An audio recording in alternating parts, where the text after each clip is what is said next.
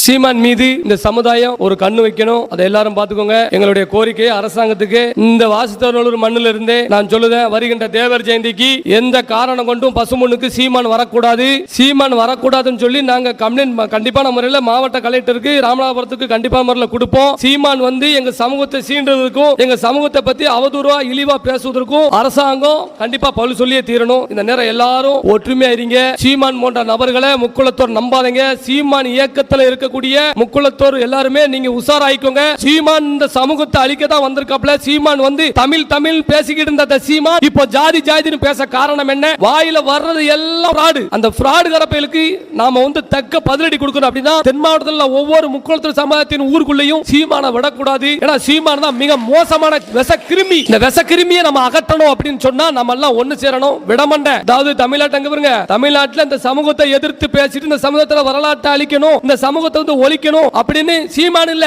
எவன் வந்தாலும் சரி அவனுக்கு வந்து நேதாஜியின் பாருல அவனுக்கு பதிலடி நாங்க கொடுப்போம். அதுல மாட்டுக்கத்த கிடையாது. இன்ன வரைக்கும் ஒவ்வொரு மேடையிலும் சரி அருவா எடுக்க கூடாது, கத்தி எடுக்க கூடாது, வன்முறையில ஈடுபடக்கூடாதுன்னு தான் நான் பேசிட்டு வரேன். இளைஞர்களை சரி பண்ணணும், வைக்கணும், போகணும்னு. அதனால அதுக்காண்டி நாங்க நாங்க வந்து அடி பண்ணிட்டோம், பயந்துட்டோம்னு எவனு நினைச்சீங்க சீமான தான் சொல்றேன். சீமான் வந்து தேவமார் பூரா அடங்கிட்டாங்க, தேவமார் நமக்கு எதிராக வர மாட்டாங்க, அப்ப நாம அந்த தேவமாரோட வரலாற்றை அழிக்கலாம் அப்படின்னு சீமான் நினைக்கிறது அந்த தப்பு கணக்க போடக்கூடாது. சீமான வன்மையா நான் கண்டிக்கிறேன், மொத்த முக்குளத்தோர் சிறப்பா கண்டிக்கிறேன். வருகின்ற தேவர் ஜெயந்திக்கு சீமானுக்கான எதிர்ப்பை பார்த்துட்டு தான் தென் மாவட்டத்தில் தேவமாரை ஏண்டா பகச்சொன்னு சொல்லி சீமான் நினைப்பாப்ல.